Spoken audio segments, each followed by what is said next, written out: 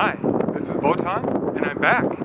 Today I would like to initially just talk a little bit about the last couple of videos, which was the fear of failing. And that is something that I'm eliminating from my life, at least as much as I can. The main thing being that when I'm afraid of failing, I'm no longer excited. The excitement of succeeding, the excitement of winning has pretty much taken a backseat to my fear of failing. And that is, or has been, sort of a sticking point for me and didn't allow me to continue. I'm sort of reminded of this really good quote about a turtle. Just think of the turtle. In order for the turtle to make any sort of progress, he's got to stick his neck out. So, thinking of the turtle, as myself, I'm going to stick my neck out, not be afraid of failure, and continue my life in a much more courageous and exciting way. So, it's helped that I've realized that the problem lies with me, so I can change myself. Another very key thing for me to remember, not that I have this issue, or at least I don't think I do, but I've encountered it and I've seen it, is to remain without arrogance.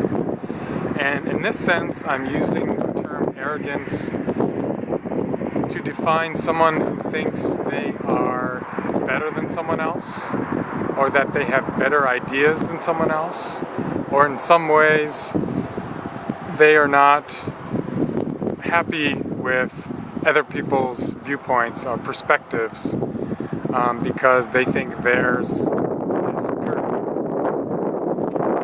Now, I've encountered many people like this.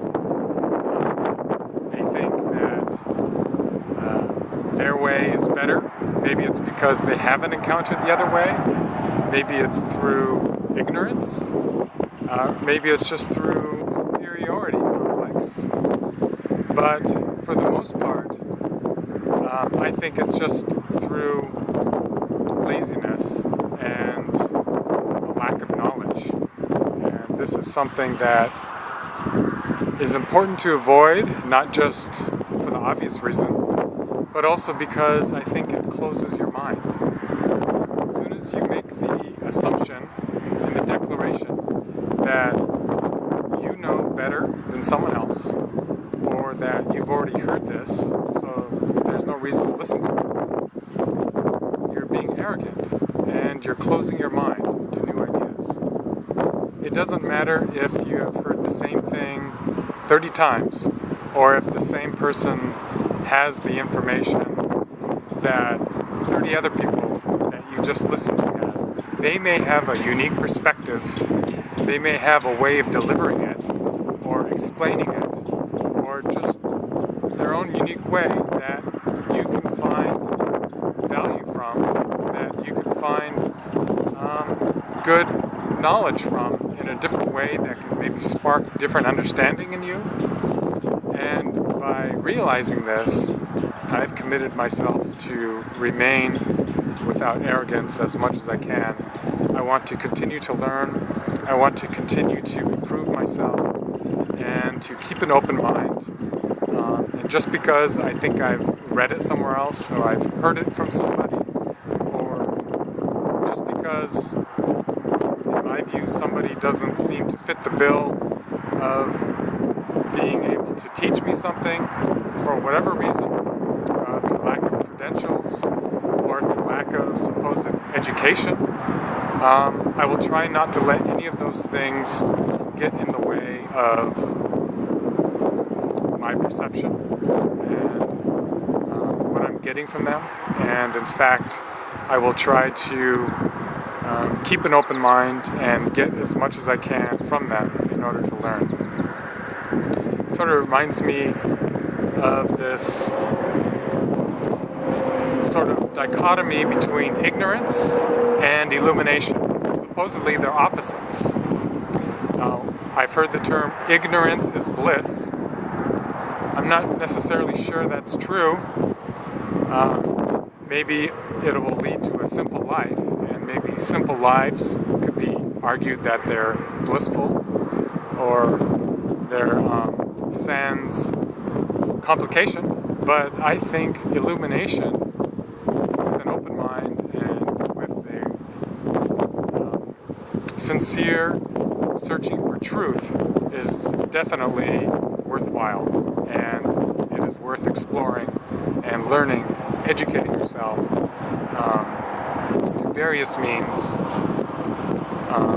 on the way towards illumination. And it's not necessarily the same as enlightenment, although perhaps there could be elements of each and both, but it's definitely something worth striving for, I think. One sort of last thing that I want to talk about that sort of put a damper on my progress, I think, throughout much of my life, was this strong desire to do the right thing. I always wanted to do the right thing. I waited for the right opportunity. I waited for the right person to come along. I waited for the right time, the right circumstance, and consequently, how do you know when it's the right time? It's not like a thunderbolt from the heavens are going to come down and just kind of like, it's the right time now. It's something that you never really know, and I think that has sort of put me in a holding pattern, and it made me indecisive and prevented me from living my life and trying to just live the best way I knew how, because I was constantly waiting for the right opportunity. And by my recognition of this, I can let it go. That's not to say that I'm no longer waiting for the right opportunity, but rather I would phrase it, I am now acting rather than being passive.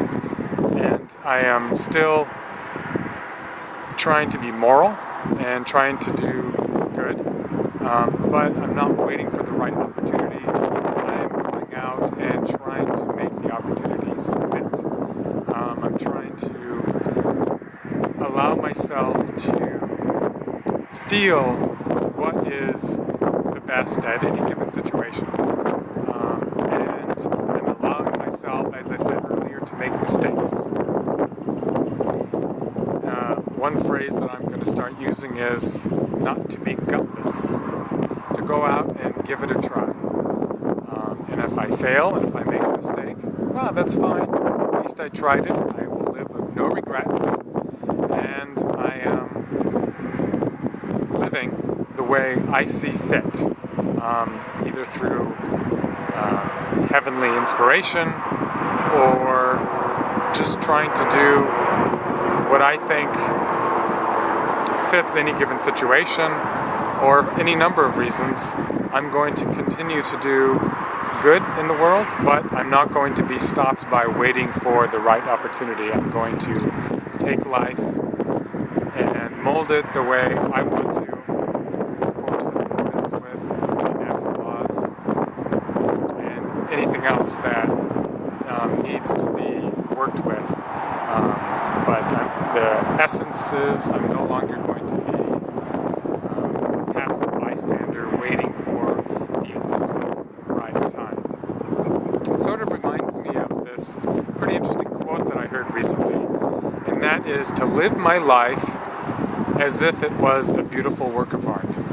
Pretend that each day that I'm living, I am trying to paint the most beautiful picture I could imagine.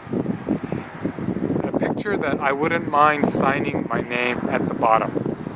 And that's just very beautiful. Now, I've heard the phrase, what would you do if you only had one day to live, or you had 5 months to live, or whatever. And that's more the negative aspect and sort of the doom and gloom. I much prefer this quote, and it sort of brings out a lot of beautiful qualities, and I think, wow, yeah, that's great. I would like to live as if I'm painting a beautiful picture. Just spread joy and happiness and live in my world, but I can make positive influences on other people's worlds as well. So wherever I go, I'm making good things happen, and I'm making other people's days brighter. I'm improving, and I'm painting a beautiful picture, and that's sort of nice. I like that. I think that's about it. So thanks for watching. We'll see you next time.